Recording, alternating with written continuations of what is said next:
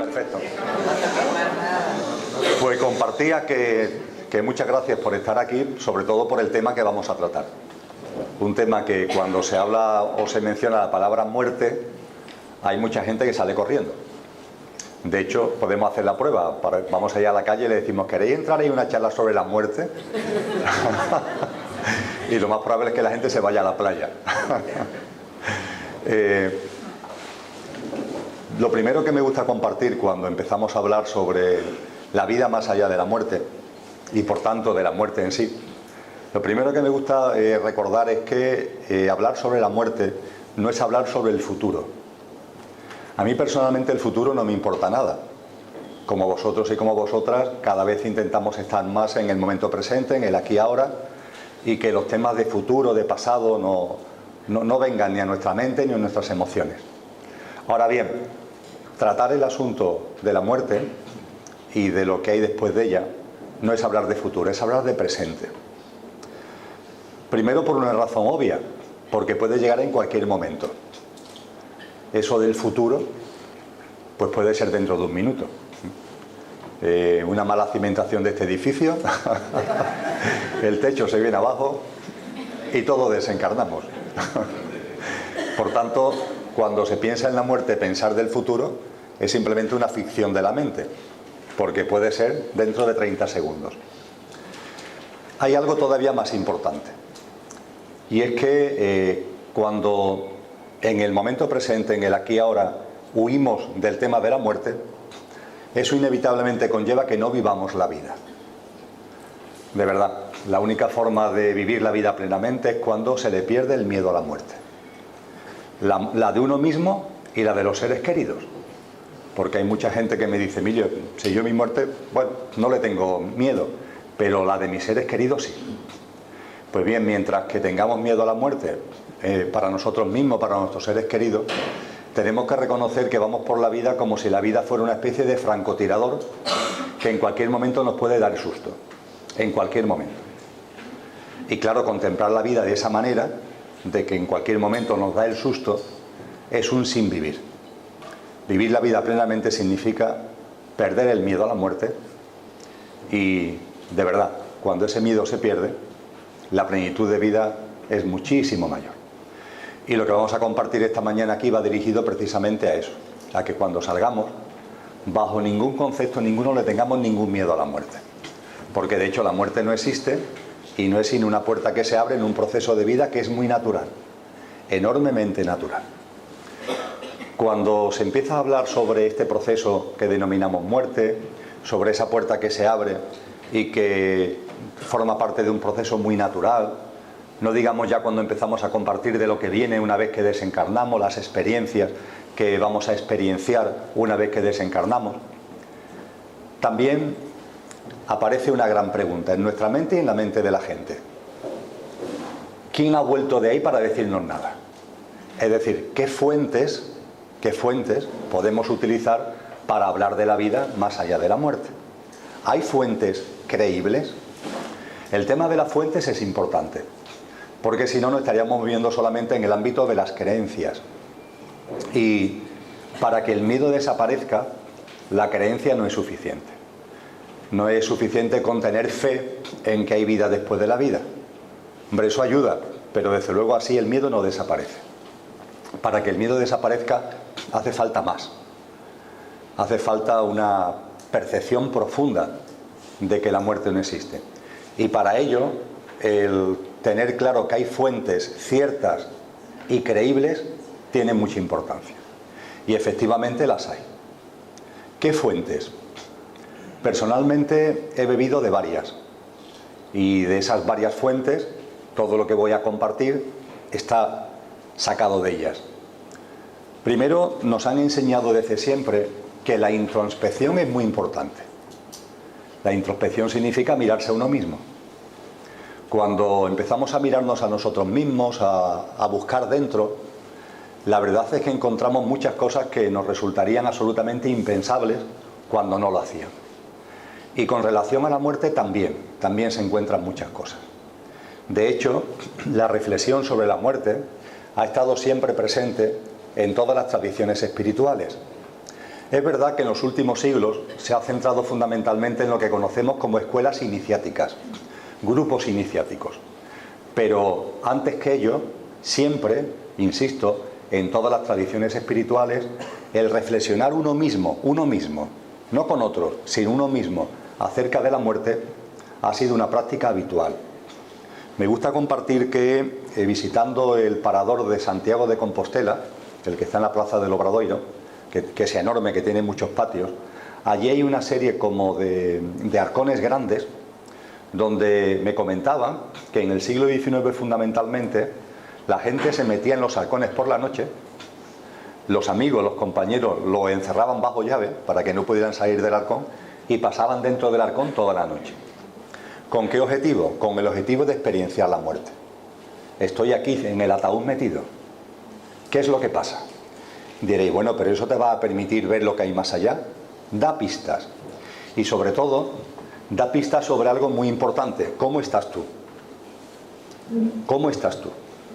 Hacer esa reflexión, aunque estéis sentados ahora en la silla. Si por las razones que fuera ahora mismo muriera, ¿mi vida cómo está? Porque esa reflexión es fundamental.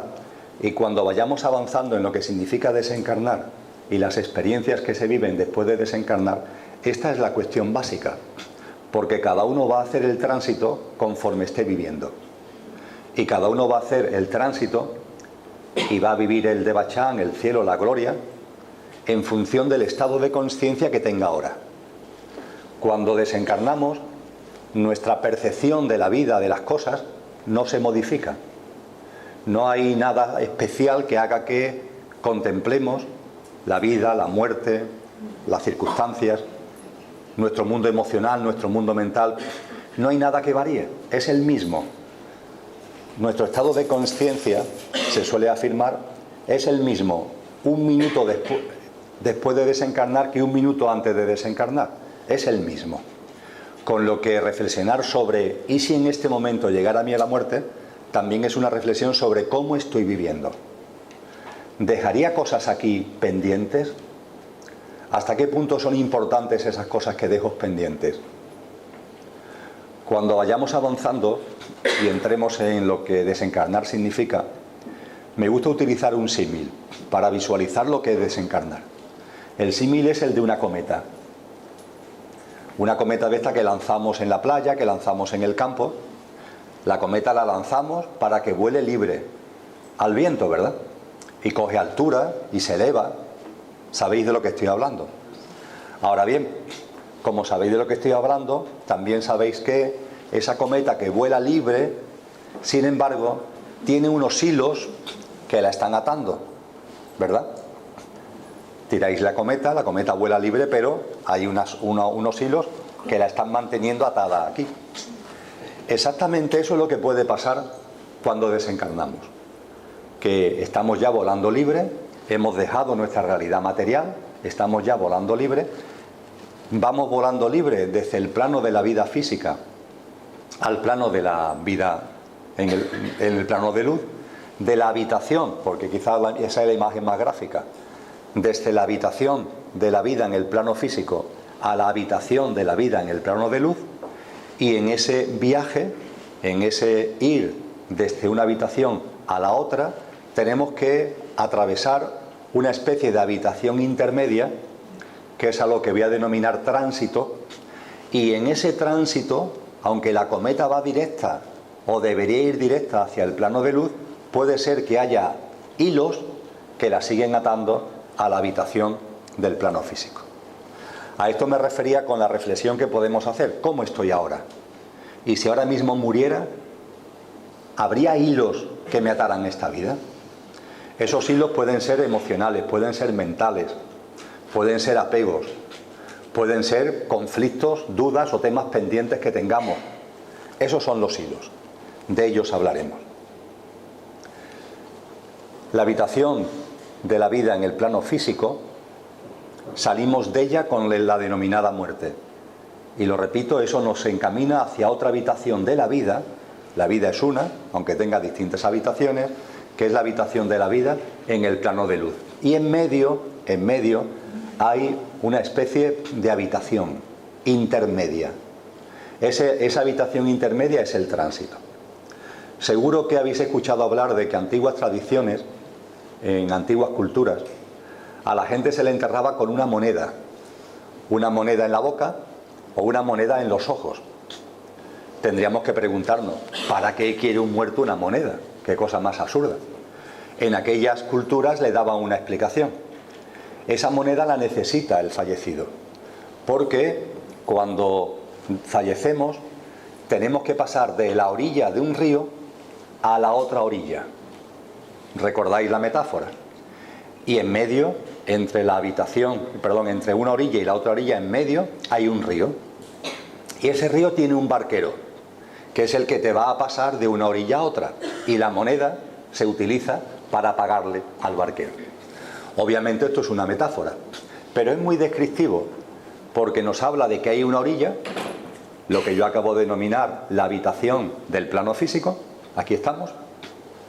Al desencarnar nos encaminamos a la otra orilla, lo que yo acabo de denominar la habitación del plano de luz, de la vida en el plano de luz, y en medio hay un río. Ese río no es un río, por supuesto, es un estado que se conoce como tránsito. Si os interesa el tema de la muerte, quizás conozcáis, al menos de referencia, un libro que se llama el Libro Tibetano de los Muertos. El Libro Tibetano de los Muertos está escrito en el siglo VIII, pero su título, si lo tradujéramos correctamente al castellano, no es Libro Tibetano de los Muertos. Ese es un título comercial. La traducción, cual tal de su título, es el libro del estado intermedio. El libro del estado intermedio. ¿Qué es eso del estado intermedio? El tránsito. Ese espacio que hay, ese río que hay, metafóricamente hablando, entre la orilla, la habitación de la vida en el plano físico, y la otra orilla, la habitación de la vida en el plano de luz. La introspección da pistas. Igualmente, tenemos que recordar que hay infinidad de tradiciones espirituales en el mundo. Algunas más serias, otras menos serias, unas más numerosas, otras menos numerosas, unas más recientes, otras muy antiguas. Todas sin excepción nos hablan de que hay vida más allá de la vida. Todas sin excepción. Diréis, bueno hombre, pero las tradiciones espirituales, claro, están sesgadas porque están hablando de espiritualidad. Otra fuente, los sabios y sabias. Ha habido sabios y sabias en todas las épocas de la humanidad y en todas las culturas. Pues bien, la inmensa mayoría de esos sabios y sabias nos han hablado de la vida más allá de la vida. Me da igual que hablemos de Einstein en el siglo XX, o de Newton, o de Paracelso, o de Pitágoras o de Platón, o de Lao Tse, de Buda, de Jesús de Nazaret, de la Madre Teresa de Calcuta, o de Hipatia, o de cualquier hombre o mujer que le podamos poner el marchamo de sabio o de sabia que nos ha antecedido. La inmensa mayoría de todos estos grandes hombres y de todas estas grandes mujeres han estado convencidos de que hay vida después de la vida. Para mí esto es una fuente importante, porque estas personas son los pilares de nuestra civilización. Y si estamos convencidos que han hecho grandes aportaciones en sus campos, y esas aportaciones para nosotros tienen toda la credibilidad, ¿por qué en este punto, donde además coinciden todos, nosotros vamos a tener dudas? Es un poco quizás egoico, ¿no?, que donde precisamente todos los sabios y sabias han coincidido, ahora yo esté dispuesto a ponerle una enmienda a esos sabios y sabias. No lo hago en ninguna de las otras cosas, pero en este campo sí. Reflexionar sobre esto. Porque, lo reitero una vez más, repasando cualquier enciclopedia, recordamos los nombres de esos sabios y sabias y la inmensa mayoría nos han hablado de que hay vida después de la vida. Otra fuente, fuentes escritas. Hay muchas fuentes escritas, de todas las épocas. Es verdad que en los últimos 25 años han aumentado de una forma muy sensible. Han ido apareciendo en estas últimas décadas muchos libros que hablan de la vida después de la muerte. pero esos textos vienen desde siempre. Por ejemplo, hay un texto que se conoce como el texto de las pirámides, que lo que recoge es los mensajes sobre la vida más allá de la vida que están descritos en los jeroglíficos de las antiguas pirámides de Egipto. Porque ya ahí se hablaba y se explicaba el tránsito y se explicaba cómo es la vida más allá de la muerte. Y desde entonces para acá han aparecido muchos textos. El libro egipcio de los muertos, el libro tibetano de los muertos, y últimamente parece que hay una creciente atención a este asunto porque han aparecido muchos libros. Estos libros hablan de la muerte y estos libros hablan también de algo que es otra fuente importante que tenemos a nuestra disposición: las experiencias cercanas a la muerte. Las experiencias cercanas a la muerte es algo muy sencillo. El cuerpo físico muere, lo que son sus constantes vitales mueren, la persona que está experienciando esa muerte sale del cuerpo, vive fuera del cuerpo una serie de vivencias, pero por el motivo que sea no termina de morir y vuelve al cuerpo. Y al volver cuenta lo que, como cuenta o no cuenta, pero puede ser que cuente lo que ha vivido. En los últimos años, sobre todo en el ámbito científico, médicos y psicólogos han publicado muchos textos recogiendo experiencias cercanas a la muerte. Lo tenéis en cualquier librería, lo tenéis a vuestra disposición los títulos en internet. Muchos libros. Y en esas experiencias cercanas a la muerte lo que se nos narra es la vivencia que hay después de que salimos del cuerpo. Por cierto, aunque últimamente han proliferado los libros que hablan de esto, esto está también descrito desde siempre. Os pongo un ejemplo. ¿Os suena un libro de Platón que se titula La República?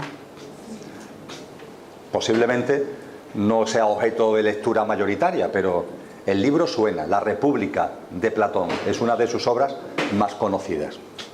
La República de Platón son diálogos con Sócrates que tiene Platón. Pues bien, es muy fácil de localizar. La República es un tocho gordo, pero es muy fácil de localizar. Porque en las páginas finales, si lo tenéis en vuestra casa o lo compráis, en las páginas finales se describe una experiencia cercana a la muerte. Concretamente la de un soldado llamado Er, que muere en campo de batalla. Y al terminar la batalla, los dos ejércitos se dan una tregua para recoger a sus muertos. Uno de esos muertos es y a se lo llevan a su familia. El cadáver lo llevan a su familia. Cuando la familia recibe al cadáver, lo preparan para ser enterrado y preparándolo, este hombre revive. No estaba del todo muerto y este hombre revive. Es sorprendente porque se nos habla que estuvo 10 días muertos. 10 días muertos.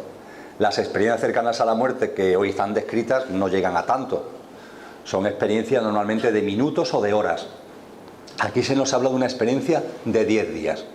Pero en cualquier caso, lo que se cuenta ahí, lo que se nos narra que comparte después de esa experiencia cercana a la muerte, es muy parecido, enormemente parecido, a las experiencias cercanas a la muerte que se recogen en cualquiera de los textos que estoy haciendo referencia. Textos que, como os comentaba, han sido en muchos casos escritos recogiendo investigaciones de médicos, de psicólogos y de personas que se mueven en el ámbito científico. Me gusta en este sentido recordar a un médico sevillano, Enrique Vila, que falleció en el año 2007. Enrique Vila dirigía la UCI de un gran hospital de Sevilla. Y Enrique Vila todo este tipo de cosas, la verdad es que inicialmente no le interesaban. Pero como responsable de la UCI, empezó a darse cuenta de que pacientes que él sabía que habían estado entre comillas muertos, pero que finalmente, a veces sin mucha explicación médica, no morían, cuando hablaban con él, le contaban cosas de lo que habían vivido. Y claro, no era ni uno ni dos. A lo largo de su carrera médica, como director de la UCI, empezó a ser un número significativo de personas. Y a él lo que le sorprendió es que todos contaban algo parecido. Daba igual que fueran hombres o mujeres, mayores o jóvenes, y dando igual su condición socioeconómica y cultural. Contaban cosas muy parecidas. Le llamó tanto la atención que junto con su mujer, con María Ángeles García, que también trabajaba en el ámbito de la salud, se llamaron a los directores de UCI de otros hospitales grandes de España para decirle: oye, estamos interesados en tener información sobre esto. Cuando haya algún paciente en vuestro hospital que haya muerto pero que finalmente no haya muerto y esté contando algo de lo que ha vivido, por favor, ponernos en contacto con él. Enrique y su esposa recorrieron España entera, haciendo fichas de investigación. Estudiaron más de 700 casos y finalmente publicó Enrique un libro llamado Más allá de la luz, donde se resumen los 62 casos más emblemáticos que se analizaron. Lo que se dice en ese libro es lo que podéis encontrar en cualquier libro que trate de esto. Hay como una especie de protocolo, hay como una especie de pasos que están ahí, Y además, las experiencias cercanas a la muerte tienen normalmente un elemento distintivo. Y es que en ellas hay algo para que no tengas duda que no es producto de tu fantasía. Y que, por supuesto, no es una reacción química, neuronal, que da lugar a unas visiones que son pura fantasía. En todas o en casi todas las experiencias cercanas a la muerte hay algo para que una vez que has vuelto diga: no, esto no puede ser el fruto de la fantasía, porque esto no me lo puedo haber inventado yo. Personalmente tuve la bendición en la vida de vivir una experiencia cercana a la muerte, personal, el 29 de noviembre del año 2010, entre las 16 y las 18 horas. Lo que yo viví es lo que se narra en la inmensa mayoría de los libros que hay al respecto, que yo hasta ese momento no había leído ninguno, por cierto. El tema de la muerte no era un tema que me hubiera interesado especialmente. Ya había iniciado mi proceso espiritual hace unos años, pero el tema de la muerte en sí no me había interesado. Era un tema que veía lejano. Ahora sí pude comprobar después que lo que yo viví está descrito en muchos libros. Pues bien, en mi caso, en un momento concreto, lo hablaremos ahora, de lo que se vive desencarnado, y es que en un momento concreto salen a por ti, a recibirte, formas de luz que tú asocias con desencarnados que fueron seres queridos. En mi caso, yo percibo con claridad, ya explicaré de qué manera, cómo esto se produce. Yo percibí con claridad la presencia de una figura de luz que yo asocié con mi madre, que había fallecido en el año 2005. Esto ocurre en el 2010. Y percibí con claridad la figura de luz que yo asocié con mi padre, que había muerto en 1997.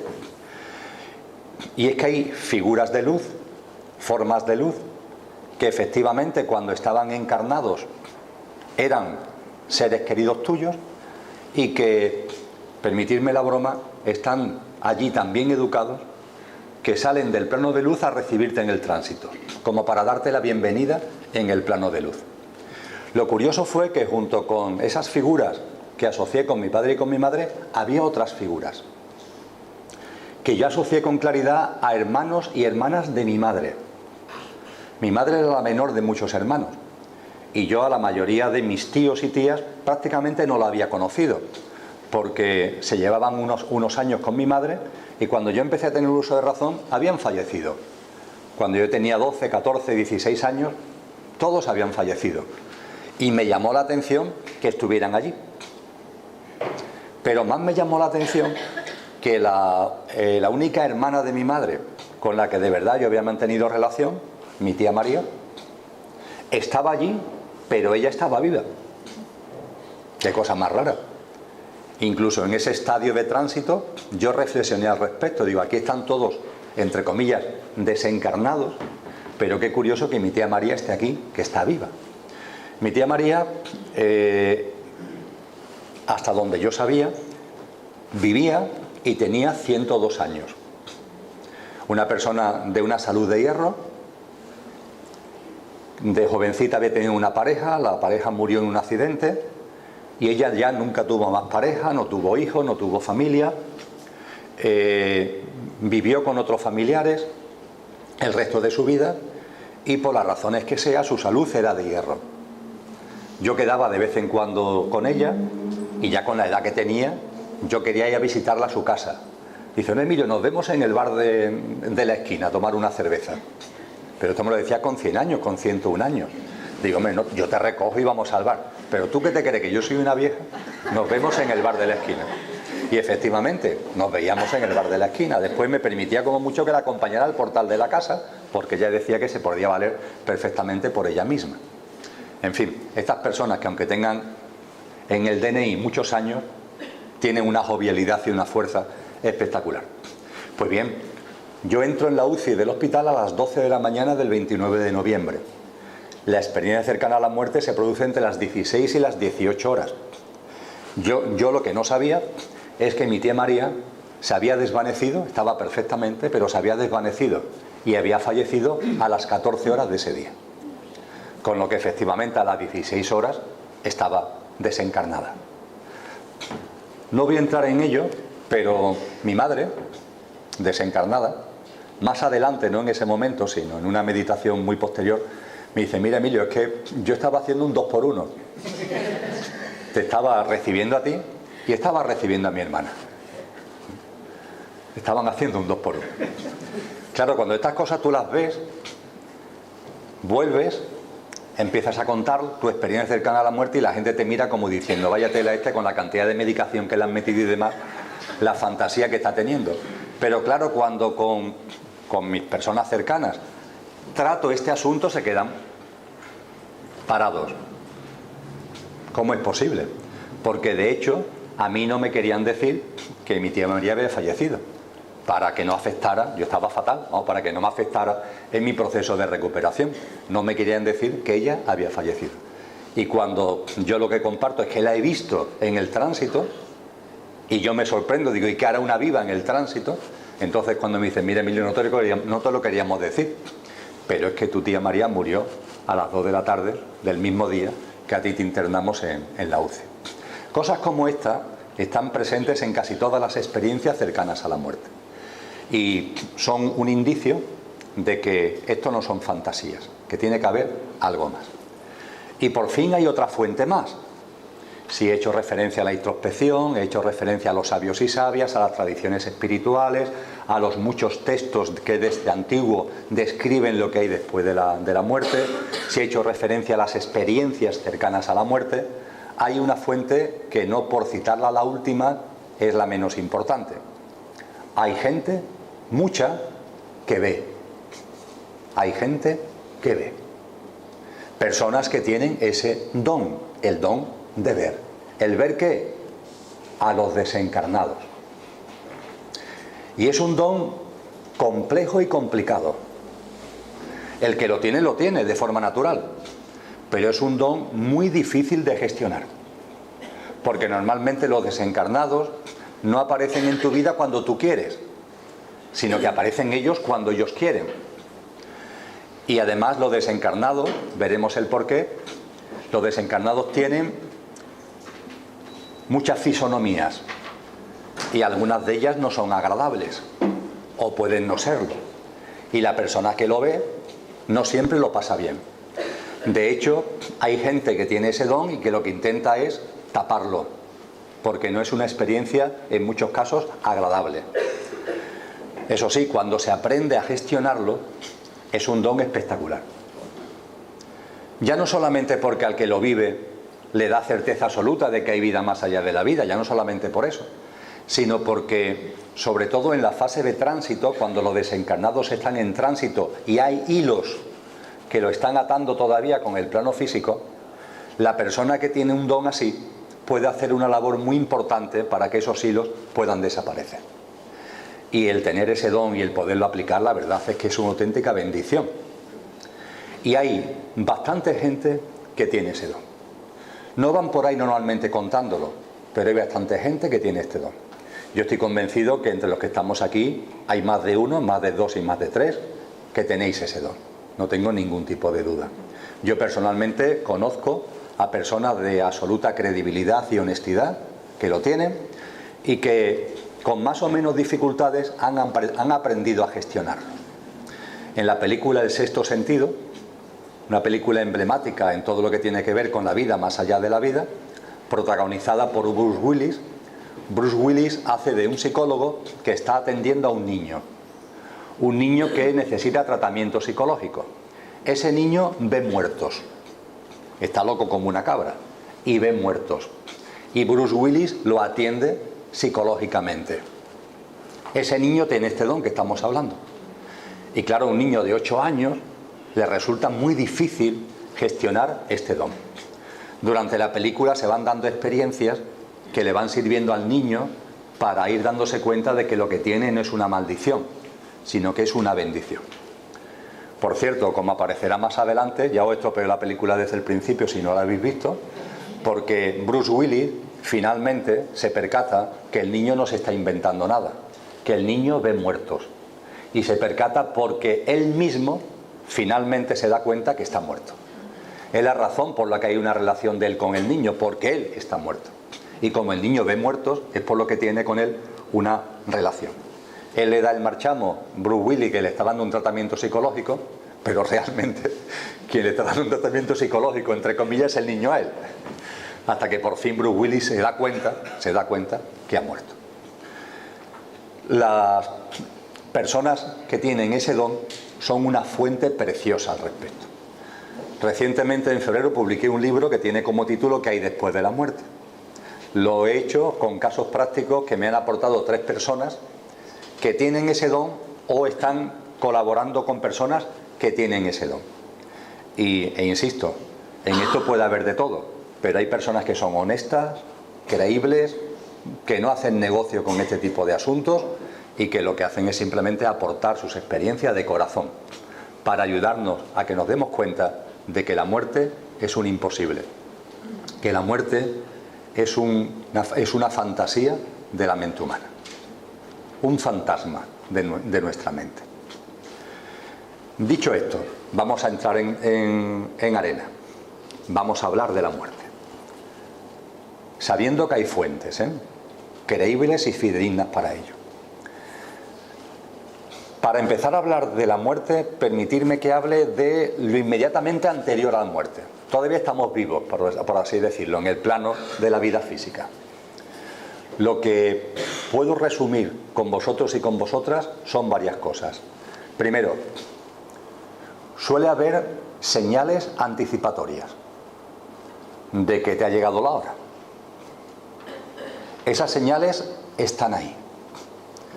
Tenemos un problema únicamente, y es que vamos tan rápidos por la vida, estamos siempre con tanta prisa, tenemos siempre tantas cosas que hacer, estamos en un ritmo y una dinámica de vida tan tremenda que aunque esas señales aparecen, no las vemos. Es como cuando un coche va por cualquier avenida de Málaga a una enorme velocidad. Va tan rápido, que el montón de señales que hay en esa avenida, porque en cualquier calle hay un montón de señales de tráfico, pero va tan rápido que no las ve. Exactamente igual nos ocurre a nosotros. Vamos tan rápido que no vemos las señales de la vida. Y cuando empieza a acercarse el momento de desencarnar, hay señales para que te des cuenta que está llegando ese momento. Personalmente, con esa experiencia que os he comentado que tuve en noviembre del 2011, en agosto del 2010, yo empecé a percibir señales de que algo muy fuerte me iba a ocurrir. Os confieso que no lo asocié con una experiencia de muerte, pero era una señal de que algo radical iba a llegar a mi vida, marcando un antes y un después. Y hay muchos casos que ponen en evidencia esto, que podemos percibirlo, de que está llegando el momento.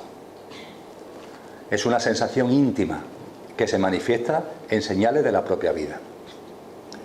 También es importante que caigamos en la cuenta de que el cómo y el cuándo hagamos el tránsito, el cómo y el cuándo de nuestra muerte no es casual. Es elegido. Con toda seguridad no está elegido por la mente concreta, es decir, no está elegido por la parte superficial de nosotros, no está elegido por la parte nuestra que va a morir, está elegido por la esencia nuestra que no conoce la muerte.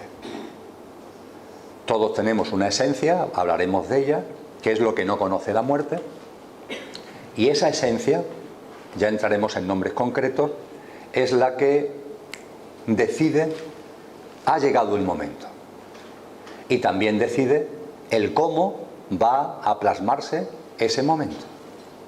No hay casualidades.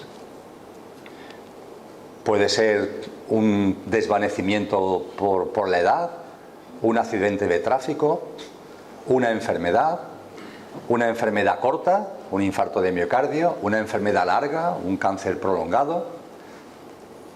El formato es muy variado, pero no hay casualidades. Todo tiene un sentido profundo. Y reflexionar sobre una cosa importante.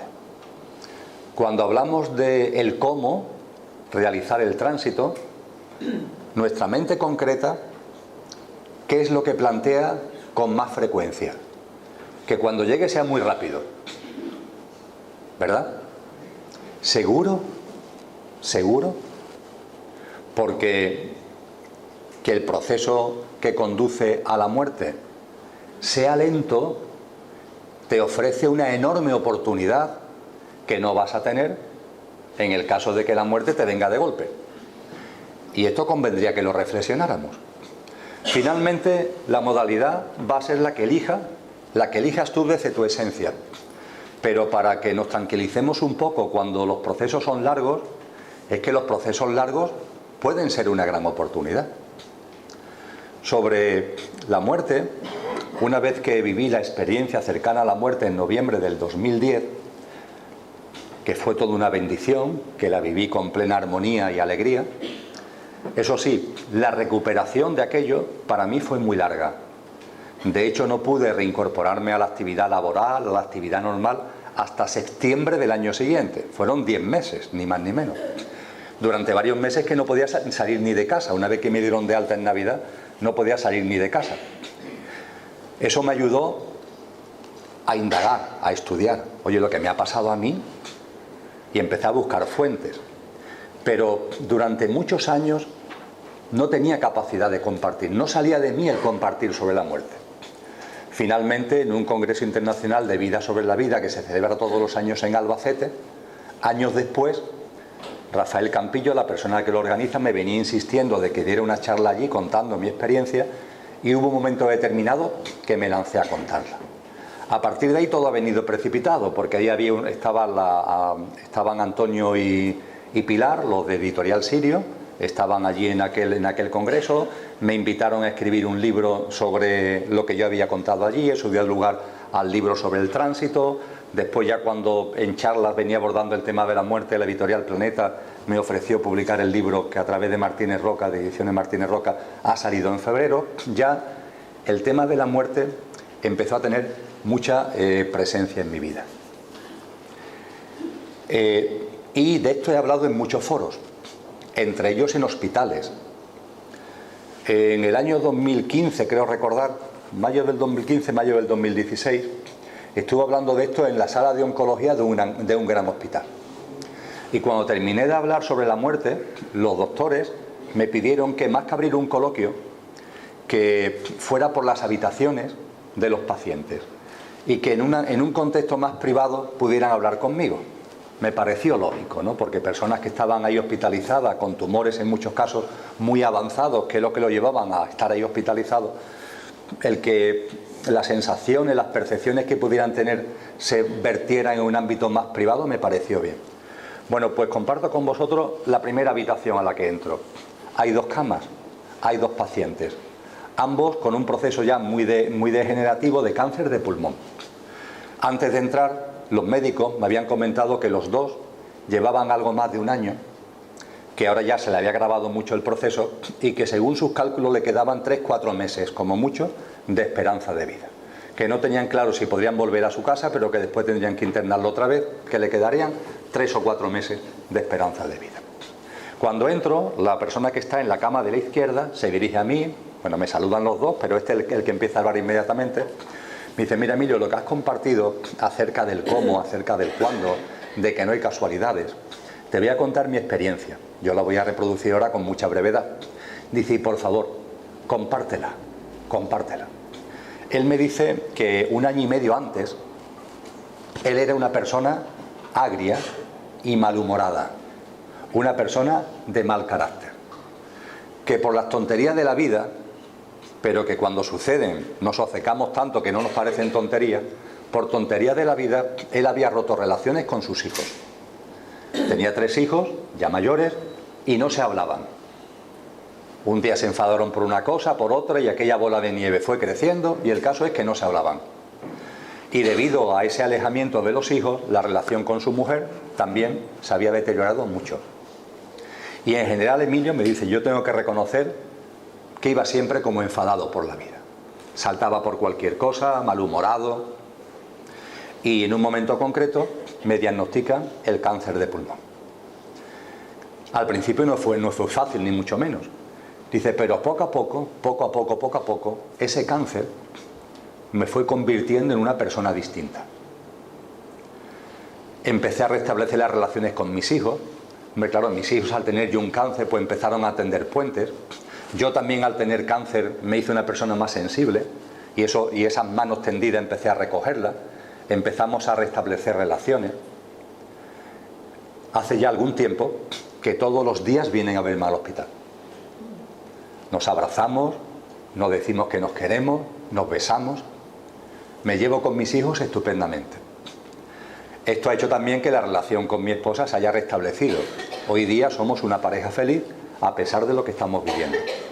Y los amigos que vienen a verme me dicen, Menganito, el nombre de esta persona, me dicen, es curioso que cuando estaba sano no había quien te aguantara.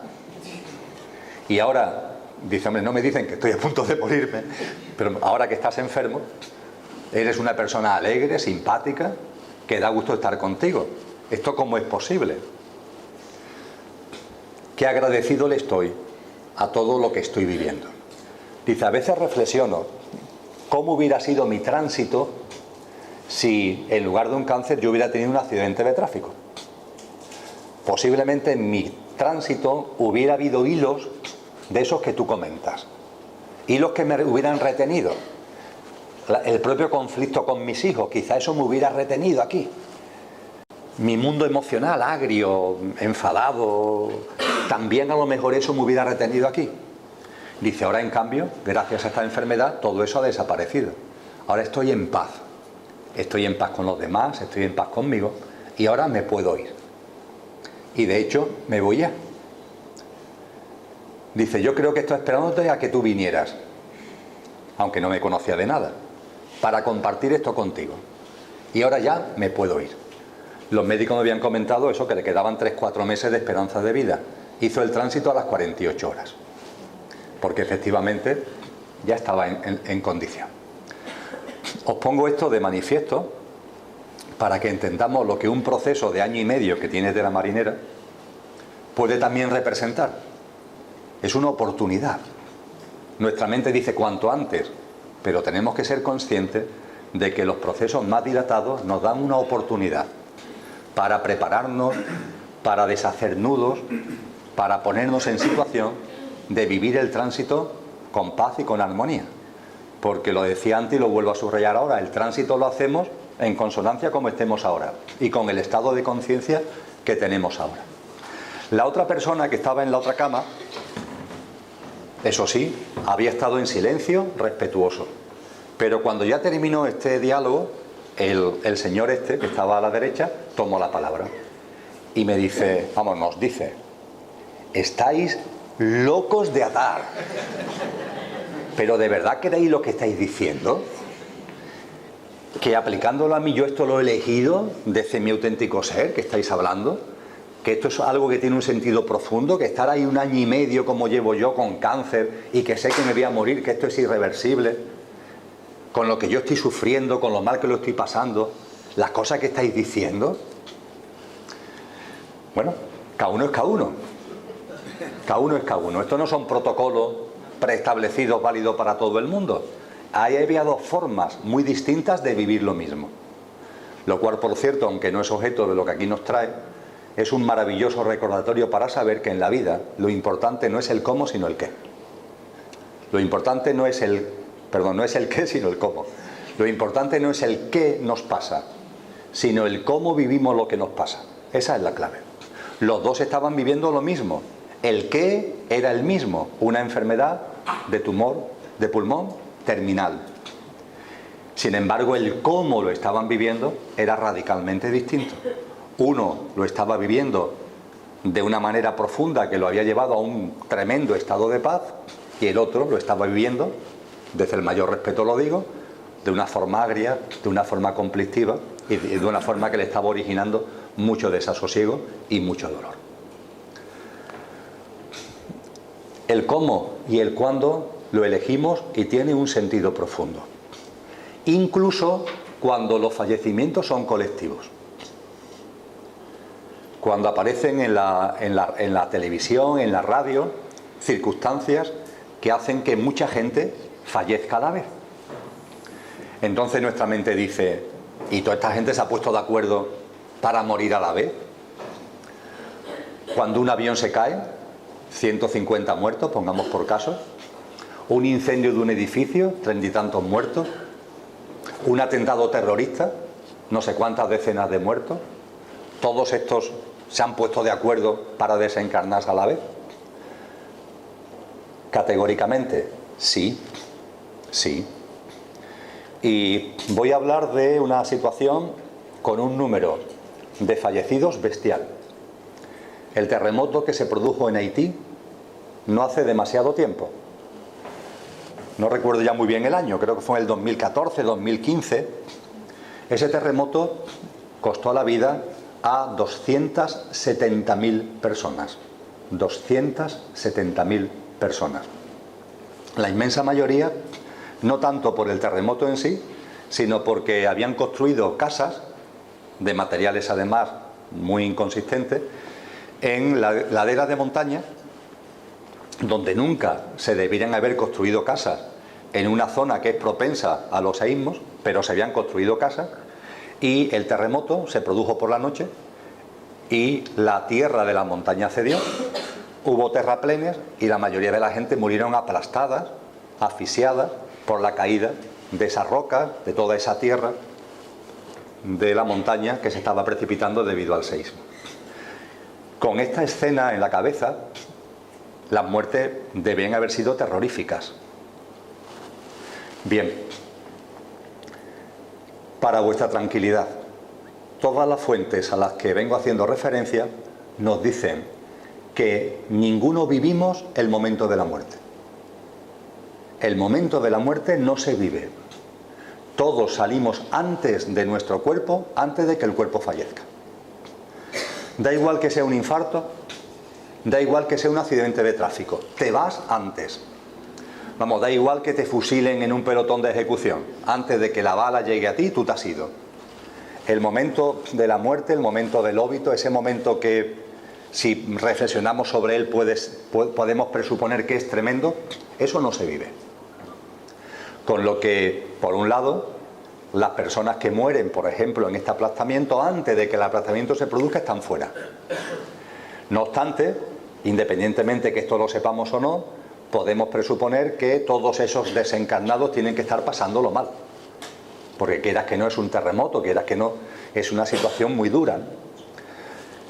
En muchos sitios se organizaron precisamente por esto meditaciones, donde nos concentrábamos a meditar para enviarle amor, apoyo, cariño, fuerza, energía, como lo queráis llamar, a los desencarnados que presuponíamos que en unas circunstancias como esa, al salir de su cuerpo, tenían que estar como traumatizados, ¿no? Como desconcertados por las circunstancias que habían vivido para el fallecimiento.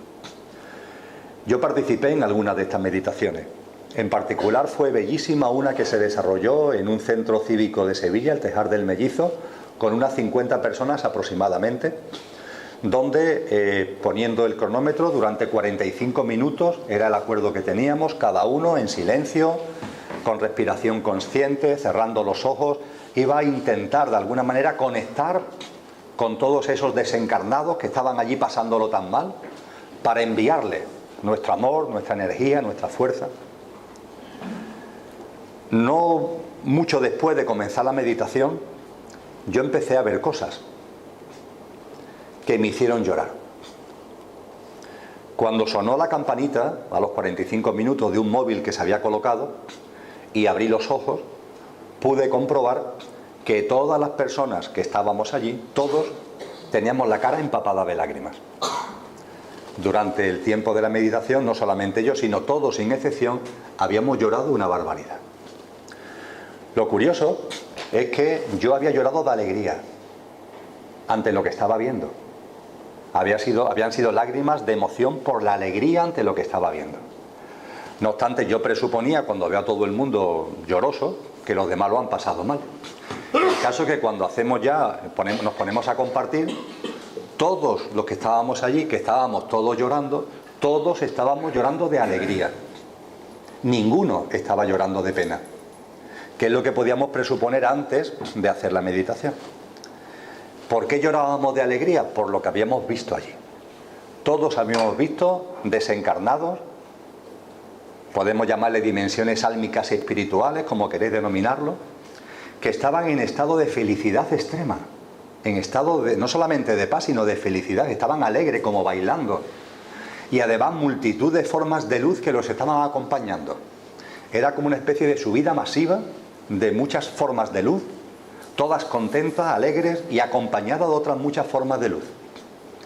Y en la comunicación que pudimos tener con esas formas de luz desencarnadas, todas nos decían lo mismo: esto ha sido elegido, esto no es casual. Las 270.000 almas que estaban en ese momento desencarnando, cada una había encarnado con su propósito de vida, cada una había encarnado con su dharma, como dicen en los orientales, cada una había encarnado para desarrollar sus experiencias, pero todas habíamos pactado que nos iríamos a la vez, y ese pacto lo hicimos antes de encarnar. ¿Cómo que 270.000 almas antes de encarnar pactan? Cada una vive su vida, pero todas nos vamos a ir en el mismo momento, unas con una edad, otra con otra desde el punto de vista físico. ¿Para qué? ¿Para qué ese lío? La explicación es muy simple, la que nos dan: por amor. Esto es un acto de amor. ¿Amor a quién? A la humanidad. Porque nos pusimos de acuerdo para desencarnar juntas, para parar el mundo. Este fue el mensaje que nos dieron todas las almas: para parar el mundo. Esto fue lo que yo percibí, cada una de las 50 personas. Se habían puesto de acuerdo para desencarnar juntas, para parar el mundo. ¿Qué es eso de parar el mundo? No nos damos cuenta, lo señalaba antes, lo recalco otra vez ahora, que vamos muy deprisa. Y que solo con acontecimiento de esto tan tremendo parece que es la única manera que nos paremos en algún momento y dediquemos un segundo a compasión, a amor, a ponernos en el lugar de la gente que en principio lo está pasando tan mal. Parece que los fallecimientos así sueltos ya no nos conmueven. Incluso ya los accidentes de tráfico de 2, 3, 4, 5 personas ya no nos conmueven. Parece que es necesario acontecimientos masivos como para que te pares, como para que haya algo que de verdad te zamarree y te plantees cosas que si no, no te plantearías. Este es el sentido profundo de los fallecimientos masivos. Son actos de amor, llamados a zamarrear al resto, para que los demás nos paremos. Y aunque sea unos segundos, aunque sea unos minutos, pongamos la atención en temas que no son el sota, caballo y rey del lío en el que estamos metidos todos los días. Hay señales anticipatorias. El cómo y el cuándo no es casual. No tenerle tanto miedo a los procesos de enfermedad largos, porque si en lugar de enfocarlos por el qué, lo enfocamos el cómo vivimos el qué, puede ser una oportunidad preciosa para desencarnar sin hilos que te queden aquí. Y para entrar ya en el tema de la muerte, un paso previo. Es posible irse, desencarnar en plena conciencia. Lo hacen muy pocas personas, pero es lo natural. Te das cuenta de que ha llegado tu momento. ¿Te das cuenta? ¿Cómo que te das cuenta? Vamos a ver, estamos aquí en este salón de este hotel para compartir este taller. A eso de las 2, 2 y cuarto de la tarde este taller concluirá. Hemos venido aquí, vivimos la experiencia para la que venimos y nos vamos. Si alguien se quiere quedar aquí en este salón, lo van a echar, porque hay otra actividad después. Si alguien se quiere quedar a vivir en este salón, los del hotel no lo van a consentir. Hemos venido aquí a vivir una experiencia y cuando la experiencia ha concluido, nos vamos, ¿verdad? Esto es la vida en la habitación del plano físico de vida. Venimos aquí, a esta habitación, vivimos las experiencias que nos corresponden vivir, por cierto, elegidos por nosotros, y a partir de ahí, cuando hemos terminado, nos vamos. Hemos venido y nos vamos. Y por supuesto, cada uno tiene experiencias a desarrollar. Esto de que los hijos, por ley de vida, tienen que vivir más que los padres es simplemente una idiotez. El alma encarnada en tu hijo o en tu hija ha venido a vivir unas determinadas experiencias. Puede ser que esas experiencias sean de 5 años, de 15 años o de 80 años. Pero no tiene por qué coincidir con que esas experiencias sean más dilatadas que el tiempo que a ti te queda. Puede ser que tu hijo haya venido a vivir una experiencia que a los 20 años ha concluido. ¿Y quién eres tú para decir, pues no, tiene que estar más tiempo porque hasta que yo esté él no se va? Las cosas no funcionan así. Eso denota, lo digo desde el mayor respeto, mucho egocentrismo. Hemos venido y nos vamos cuando hemos vivido las experiencias para las que nos hemos venido. Cuando esto lo empezamos a ver, las cosas se encajan de una forma natural. Y el darte cuenta es posible. Ya hablaba antes de señales anticipatorias. El tener conciencia de que has vivido lo que tenías que vivir y que por tanto te vas. Y vas a salir de esta habitación del plano físico y vas a regresar a la habitación del plano de luz. Hay un libro que el autor tiene un nombre oriental que nunca me acuerdo, pero sí me acuerdo del título del libro y de la editorial que lo publicó. El título del libro es Despedidas elegantes. Una preciosidad el título, Despedidas elegantes. Y la editorial La Liebre de Marzo. La Liebre de Marzo. Pues bien, la editorial es difícil de olvidar el nombre. En ese libro de las despedidas elegantes se nos narran 100 casos de modo de afrontar la muerte, de modo de afrontar el tránsito, entre comillas, elegantes. Es decir, con armonía, con paz, con equilibrio. Y hay algunos casos de estos 100 que nos narran, son todos casos verídicos, de personajes históricos, que nos narran personajes, gente que han vivido la muerte de una forma plenamente consciente. Para entender lo que estoy hablando, remito a otra película. Si antes hablaba del sexto sentido, remito a una película no tan famosa, pero que también ha tenido bastante éxito comercial. El pequeño Buda. El pequeño Buda trata de un monasterio de Katmandú, donde los monjes del monasterio perciben, por la sabiduría que ellos tienen, que un lama que había desencarnado, tiempo ha vuelto a encarnar. Y en esa cultura espiritual se ponen a buscar al lama. Tienen una serie de pistas y empiezan a buscar niños que pueden ser la encarnación de ese lama. Aquí en Granada, ¿no?, ocurrió algo parecido no hace demasiado tiempo. Finalmente en la película hay 2 niños y una niña que pueden ser la encarnación del lama, hablan con su familia y los niños con sus padres van al monasterio este de Katmandú, donde le hacen una serie de pruebas. Por ejemplo, yo que sé, el recipiente donde comía el lama, pues lo ponen en una mesa junto con 30 recipientes más, a ver si son capaces de identificar cuál es ese recipiente en concreto. Cosas de este tipo. Pero no va por ahí lo que quiero compartir. Entre los monjes que están buscando y que consiguen encontrar a estos 3 niños, hay uno que es el más mayor, el más venerable, que en medio de la película le dice a sus compañeros de monasterio: ha llegado mi momento. He sentido con claridad que todo lo que tenía que vivir lo he vivido. Y suponeros que estamos como hoy a sábado, y este le dice a sus compañeros: el próximo miércoles voy a desencarnar. Es una persona consciente que ha visto y entendido que ha llegado el momento, que ha vivido lo que tenía que vivir, y de forma consciente elige el momento y lo hace con absoluta paz. Lo hace con absoluta paz hasta el punto de que la forma que tienen de llevar a cabo el tránsito es: se va despidiendo todos esos días, se va despidiendo de sus compañeros. El monasterio lo hace de manera festiva, porque es una fiesta, es decir, es un alma que encarnó, que ha desarrollado sus experiencias y que tiene la suficiente sabiduría y conciencia como para saber que ha llegado el momento de volver y hacerlo en paz. Esa persona no necesita una enfermedad, esa persona no tiene que utilizar un accidente de tráfico, esa persona no tiene que utilizar un infarto de miocardio. Esa persona, ella se da cuenta y ella origina el proceso.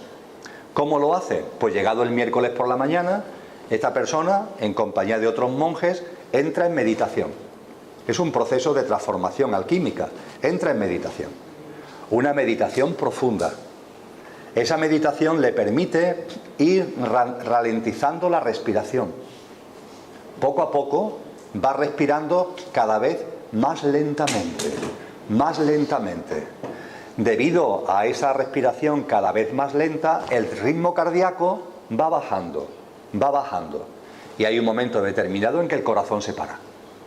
Se ve en la película que esta persona que está en meditación en flor de loto, la cabeza, que la tiene así, se le cae un poquito para adelante. Ya está. El corazón se ha parado y esta persona empieza a realizar el tránsito. Los monjes que están al lado comprueban que ya no late su corazón, avisan al resto de los monjes y las campanas del monasterio empiezan a tocar, empiezan a sonar, en despedida y homenaje a una persona que esto lo ha hecho de una forma consciente. Ahí no ha habido enfermedad.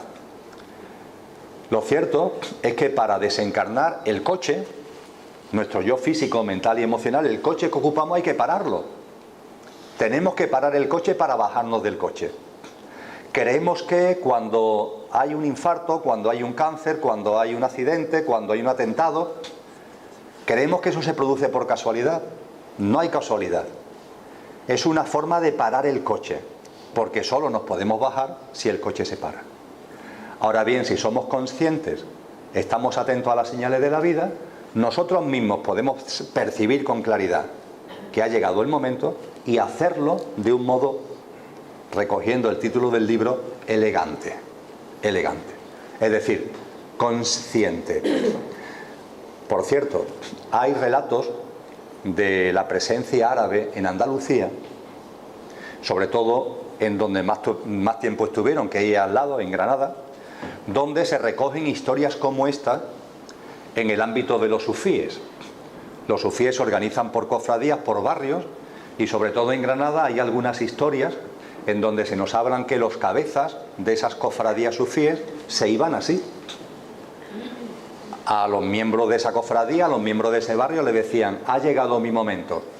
Y organizaban una fiesta que duraba 2 días. Y al terminar la fiesta, este hombre o esta mujer, entrando en un proceso de meditación muy parecido al que os he comentado, desencarnaba. Esto es natural. Y lo único que nos impide el que cualquiera de los que estamos en esta sala lo hagamos es que vamos a un ritmo de vida tan absolutamente rápido y estamos con la cabeza en tantas cosas que se nos escapan las mejores. Y entre ellas esta, la posibilidad clara de percibir que ha llegado tu momento y afrontarlo de una manera consciente, es decir, elegante, es decir, consciente. Bien, llegó el momento. Nuestro cuerpo se para. ¿Qué es lo que sucede? Para afrontar esta gran cuestión podemos utilizar distintas herramientas. Todas ellas son herramientas divulgativas para llegar al fondo. Me vais a permitir que yo utilice porque de las que conozco es la más útil, que utilice una herramienta que se llama, una herramienta de conocimiento de nosotros mismos, de comprensión de lo que somos, que se conoce como la Constitución Septenaria del ser humano. La Constitución Septenaria del ser humano. ¿Qué es esto de la Constitución del ser humano y septenaria? ¿Os suena que San Pablo de Tarso, lo hace en la primera carta a los tesalonicenses, dejó escrito que el ser humano es cuerpo, alma y espíritu? ¿Os suena? El ser humano, dice el cristianismo, es cuerpo, alma y espíritu. Habla de 3 componentes. Dice que en vosotros y en mí hay 3 componentes: cuerpo, alma y espíritu. Uno lee a los autores filósofos, por ejemplo, griegos y latinos. También habla de los 3 componentes. Platón o Pitágoras o Marco Aurelio en la época romana nos hablan de cuerpo, psique, que es muy parecido al elemento álmico, y neuma, que es algo parecido al espíritu. En corrientes espirituales más antiguas, como la Vedanta, por ejemplo, se habla de 5. Pero antes incluso, en otras tradiciones espirituales se habla de una constitución de 7 componentes, una constitución septenaria. Una constitución septenaria que ha sido divulgada de boca a oído en distintas tradiciones espirituales, pero siempre en el secretismo o en la discreción, entendiendo que era un conocimiento del ser humano para el que no está preparado todavía la humanidad. En la milenaria escuela de las 100 flores de China, en las escuelas de misterio de Egipto, en las escuelas de misterio de la Grecia clásica, en las corrientes brahmánicas, en muchos otros círculos iniciáticos se enseña la constitución septenaria del ser humano, que a la hora de conocernos tendríamos que identificar en nosotros 7 componentes. A finales del siglo XIX hubo personas que entendieron llegado el momento de esto divulgarlo abiertamente. Le originó mucho conflicto con estas escuelas iniciáticas que decían que esto no se debería divulgar públicamente, pero se divulgó públicamente. Las personas que lo hicieron, ¿por qué lo hicieron? La primera que yo sepa fue Elena Blavatsky en la revista Teosofía en 1882, después Eliphas Levi, Sinet en el año 1883, Blavatsky volvió a la carga posteriormente en varias obras. Yo voy a utilizar el esquema, resumen, que hace otra autora, teósofa como Blavatsky, que es Annie Besant, que escribe un libro sobre esto en 1898. ¿Por qué estas personas divulgan la constitución septenaria cuando se entiende que es algo que no debe ser divulgado? Primero, porque estas personas tenían el convencimiento de que había llegado el momento, que ya la humanidad está en condiciones como para poder utilizar esta información de un modo no perverso, sino de un modo generoso y de beneficio en conciencia para todos. Pero hubo otra razón importante, y es que el espiritismo en esa época había adquirido mucho peso. El espiritismo es la práctica de invocar a los desencarnados. En 1870, en 1880, en Occidente, el espiritismo tiene muchísimo desarrollo.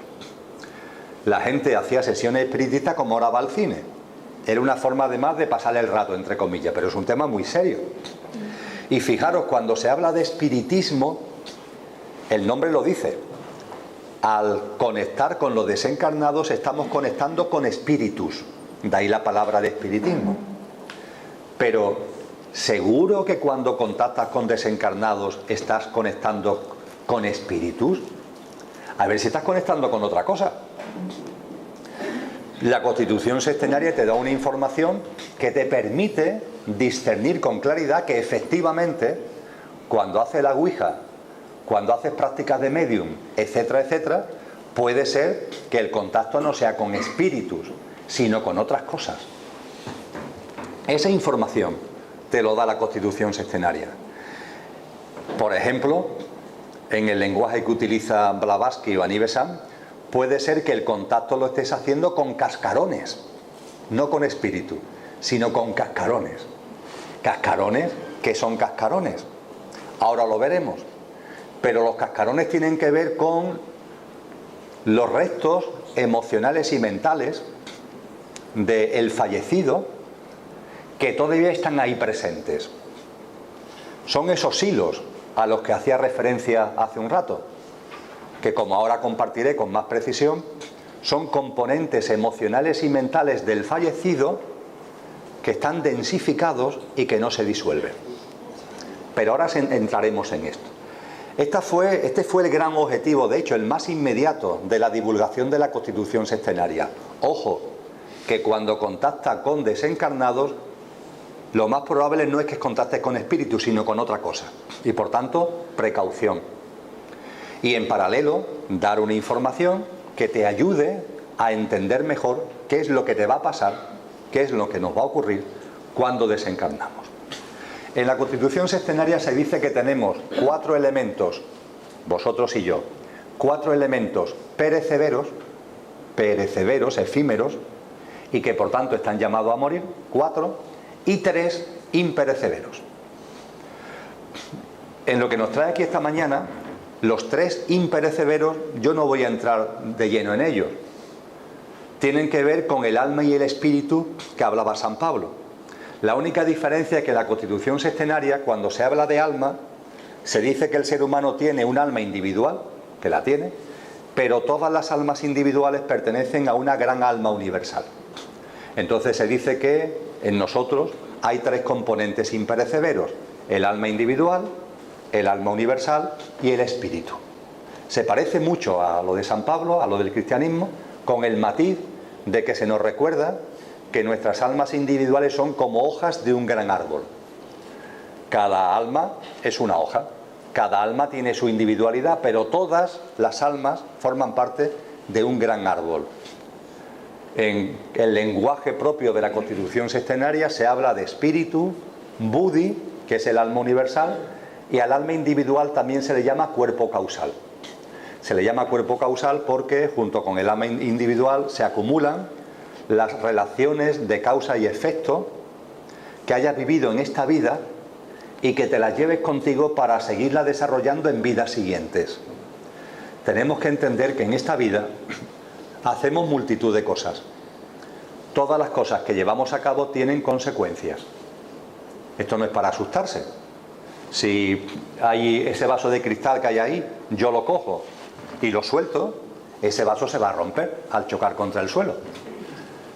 ¿La causa cuál ha sido? Que lo he soltado. ¿El efecto cuál es? Que se rompe. Toda nuestra vida continuamente está llena de causas y efectos. Continuamente. Tengo sed, bebo agua. Al beber agua no tengo sed. La causa es que he bebido agua. El efecto, que no tengo sed. Todo está lleno de causa y efecto en nuestra vida, continuamente. Lo único que tenemos que darnos cuenta es que hay efectos de cosas que hacemos que se disuelven en el corto plazo, algunos tienen una trascendencia de medio plazo, algunos de largo plazo y algunos de larguísimo plazo. No sé, por ejemplo, que yo tire un vaso, lo suelte y se rompa, bueno, pues recogemos los cristales y ya está, ¿no? No tiene más trascendencia el asunto. En fin, como mucho el hotel me dirá que le pague 5 euros, otra trascendencia no va a tener el tema. Si yo me enamoro de una persona y me uno a ella, ahí estamos hablando de algo que tiene más trascendencia, ¿verdad? Lo normal es que una pareja que decide unirse, a lo mejor no está toda su vida, pero por lo menos unos meses, lo normal es que durante una serie de años esa decisión de contraer matrimonio, por ejemplo, va a tener unos efectos que van a dilatarse en el tiempo. Pero puede haber cosas que hagamos en la vida cuyos efectos sean de tan largo plazo que trasciendan esta vida. Y cuando desencarnamos nos lo llevamos con nosotros en eso que junto con el alma individual se llama cuerpo causal y aparecerán en la vida siguiente. Esto es lo que los orientales llaman el karma, que aquí a los occidentales nos da tanto miedo eso del karma. Pero el tema del karma no es sino eso, que en la vida hacemos cosas cuyos efectos son tan potentes que trascienden esta vida y nos la llevamos a la siguiente. efectos y tendencias que estamos fabricando en esta vida. Por ejemplo, si matamos a alguien, eso tiene un efecto. El haber matado a otra persona tiene una trascendencia que eso producirá efectos en la siguiente vida. De la misma forma, si yo arriesgo mi vida para salvar la vida de otro, pues eso tiene un efecto para mí, en este caso se habla de karma positivo, que trascenderá a la siguiente vida. Todo este tipo de tendencias y de efectos se acumulan junto con el alma individual y por eso se le llama cuerpo causal. Cuerpo causal, donde está el alma individual, el alma universal o Buddhi y el espíritu. Estos son los elementos imperecederos que hay en vosotros y que hay en mí. Nuestra dimensión álmico y espiritual de la que habla el cristianismo. Y los perecederos, los que están llamados a morir. Hay 4, como os decía. Los 3 son imperecederos y como son 7, quedan 4 que son los perecederos. Analizaros a vosotros mismos. Estamos aquí sentados. Vamos a sentirnos, vamos a percibirnos. Lo más inmediato que percibimos de nosotros, ¿qué es? El cuerpo físico. De hecho, la postura en la que estamos en la silla, la oreja que nos pica, eso es lo más inmediato que percibimos de nosotros. Junto con eso, ¿qué podemos percibir inmediatamente? ¿Podéis percibir vuestro mundo emocional? ¿El estado de ánimo que tenemos? Lo mismo si estáis muy calmados, muy sosegados. A lo mejor habéis tenido una bronca con vuestra pareja antes de venir para acá. ¿Dónde vas un sábado por la mañana? ¿Pero cómo se te ocurre ir a estos sitios tan raros? ¿Eso qué es? ¿Una secta? Y venís un poco alterado o alterada debido a esa conversación, a esa discusión que acabáis de tener. Ahí está nuestro mundo emocional presente. Y junto con nuestro ámbito físico, nuestro mundo emocional, también nuestro mundo mental. Los pensamientos que están apareciendo continuamente en la cabeza. De hecho, queremos no tener ningún pensamiento y aparecen. Ese es nuestro mundo mental.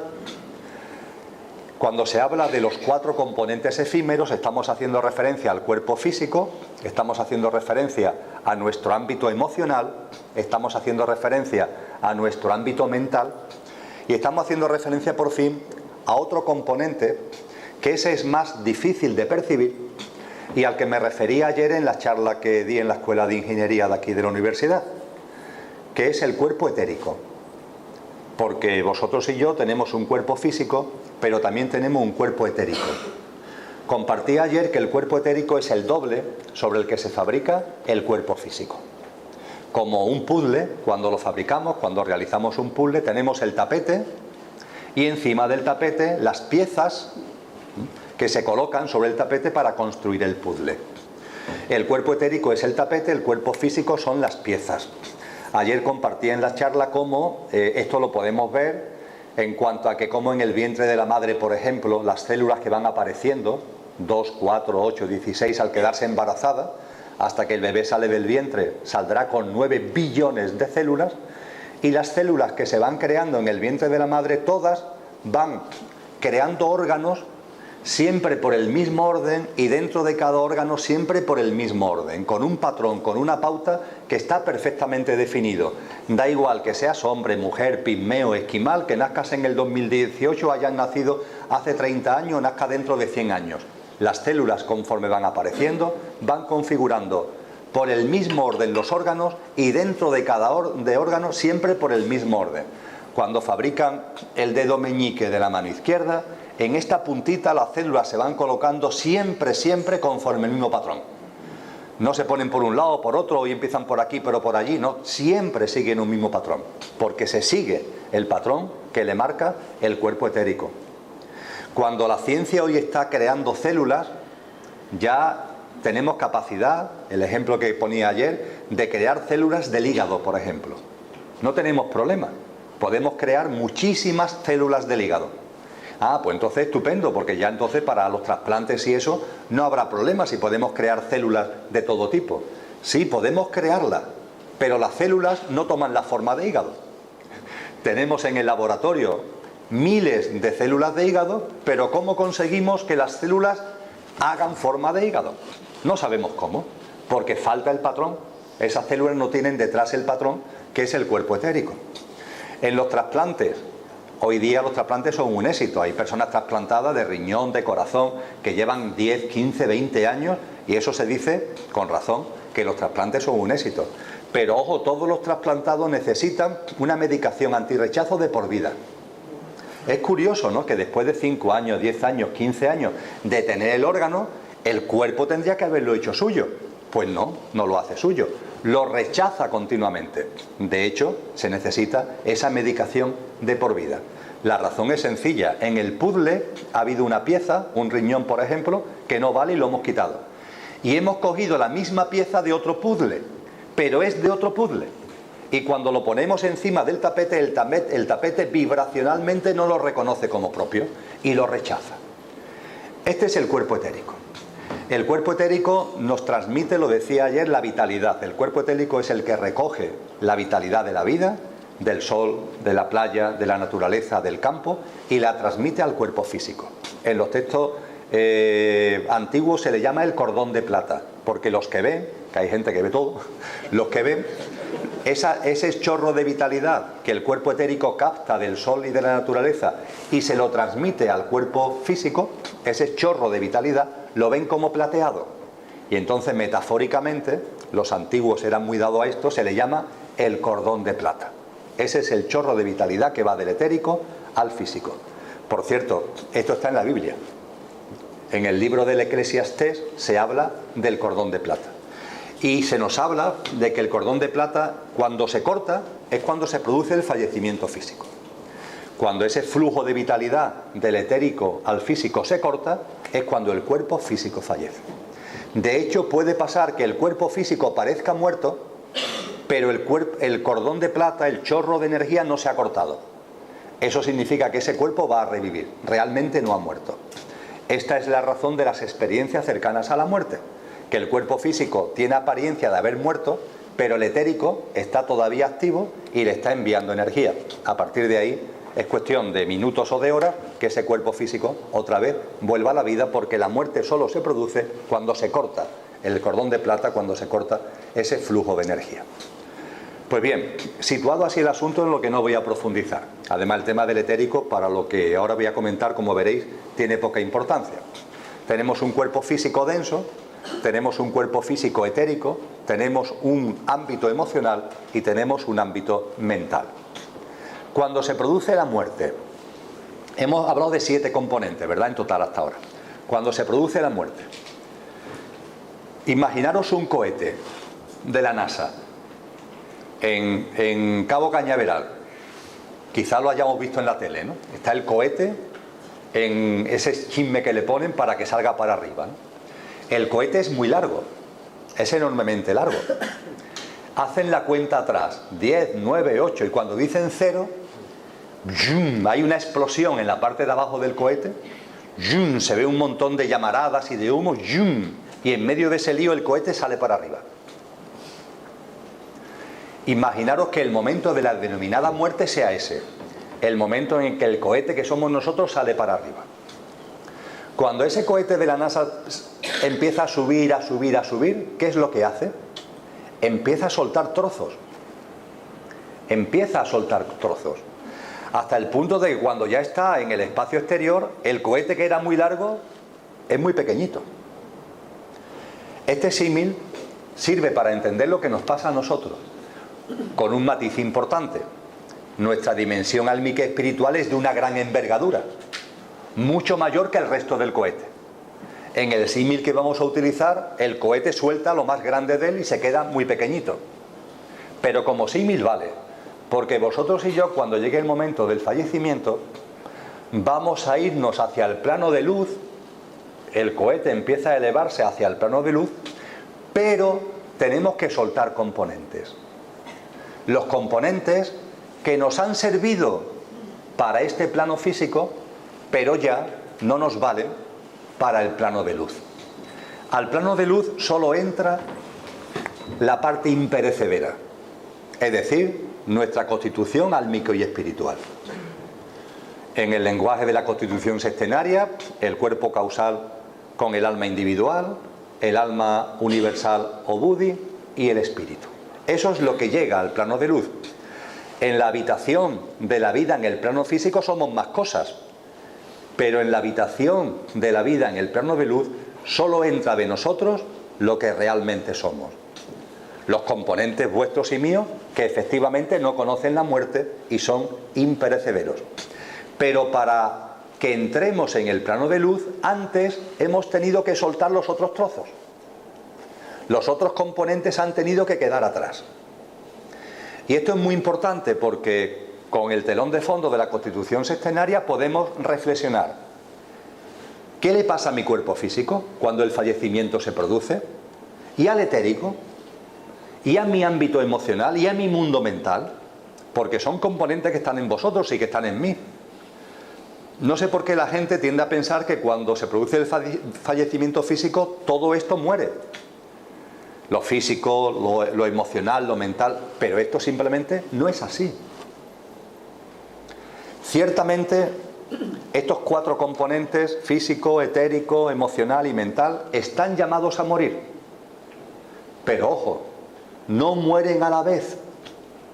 Y puede ser, a lo mejor, que en algunos casos tarden mucho en morir. Entramos en detalle. Vamos uno por uno. El cuerpo físico.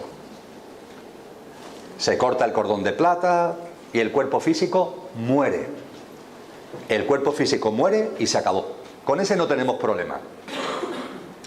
El único problema que podemos tener es que queremos enterrar tan rápido a la gente que lo mismo no están muertos. Pero este es un problema distinto, claro. No es broma, no es broma.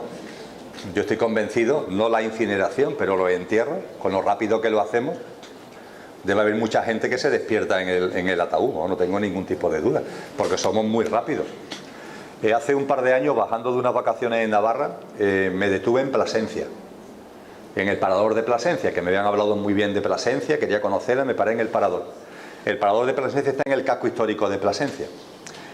Tiene una murallita y una rotonda, una ronda que rodea la parte histórica. Con el coche, cuando iba por la ronda buscando la entrada en el casco histórico hacia el parador, veo la publicidad, un local comercial donde hay una funeraria.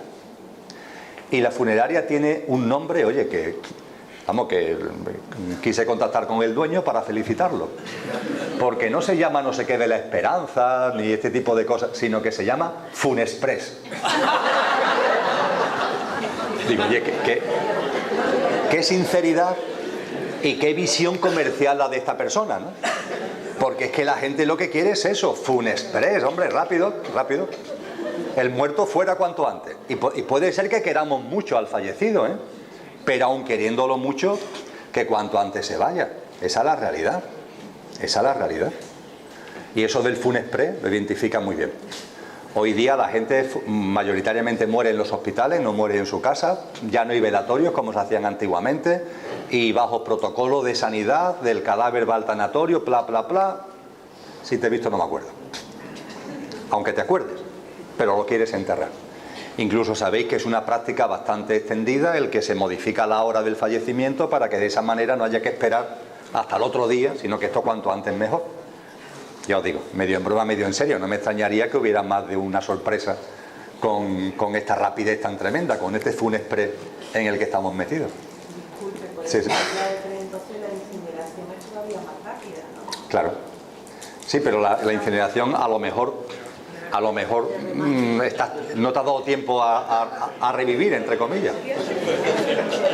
O puede ser que revivas en el momento exacto en el que te van a quemar.